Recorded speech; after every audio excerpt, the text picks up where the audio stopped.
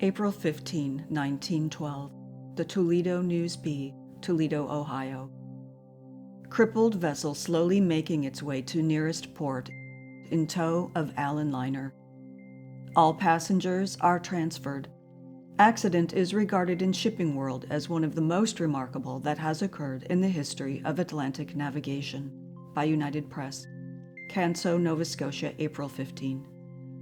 The latest word received from the Titanic by wireless this afternoon was to the effect that all passengers had been transferred from the vessel, and there now remained no doubt that the liner would reach port safely in tow of the Allen liner Virginian. The White Star Line officials have ordered wrecking tugs from here to go to the aid of the Virginian. New York, April 15. Disabled but afloat, her passengers and crew safe, the White Star Liner Titanic, the world's greatest steamship, is slowly making her way to Halifax in tow of the Allen liner Virginian. A collision with an iceberg Sunday night, while about 300 miles east of Sable Island off the Newfoundland coast, crushed in the bows of the liner and threw the passengers into a panic. A wireless message received at Cape Race, Newfoundland at 11 o'clock Sunday night said, "We have struck an iceberg. We are badly damaged. Rush aid." The message was signed by Captain Smith of the Titanic. It was immediately repeated to the White Star offices in this city. Messages were repeated from the wrecked liner and picked up by all vessels within the radius of the wireless. The Olympic, sister ship to the Titanic, at once put about and made for the scene of the disaster.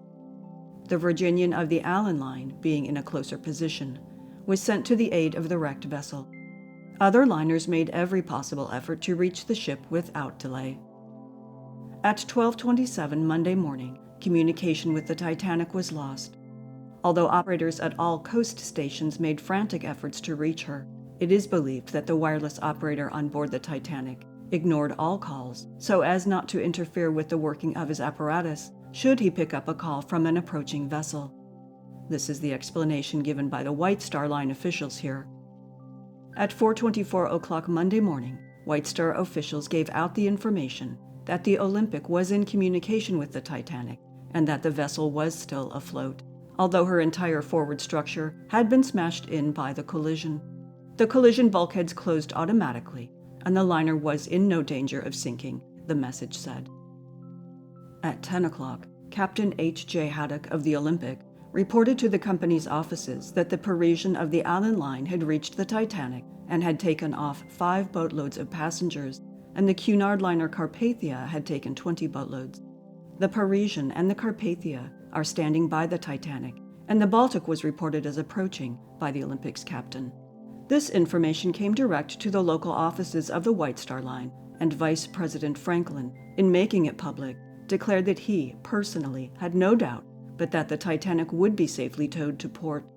He declared that she has plenty of watertight compartments and that, while she may sink several feet because of the weight of water in the forward compartments and the necessity of trimming ship, she will not go down.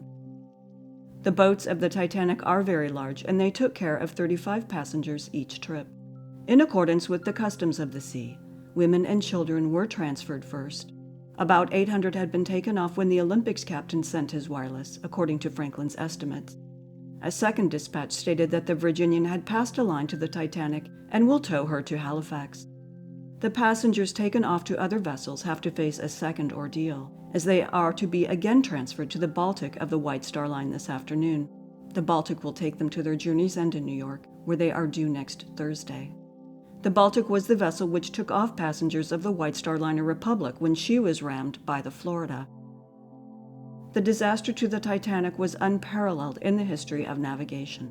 The largest, most luxurious, and best appointed vessel ever laid down, she seemed proof against any disaster, and it is to the very fact that she was now a steamer that the passengers on board, noted financiers and society leaders, owe their lives. The Titanic is commanded by Captain E.J. Smith, who seems to be the especial object of fate. Captain Smith commanded the liner Olympic when she was rammed off the English coast by the British cruiser Hawke. He was transferred to the Titanic for the maiden voyage. Hardly another craft afloat could have withstood the terrific shock when the Titanic, driving along at better than half speed, although in the midst of an ice field, crashed bow on into a great submerged mountain of ice, which tore away her steel plates. Only meager advices regarding the wreck have been received here by the wireless, and these fail to clear up how the accident took place.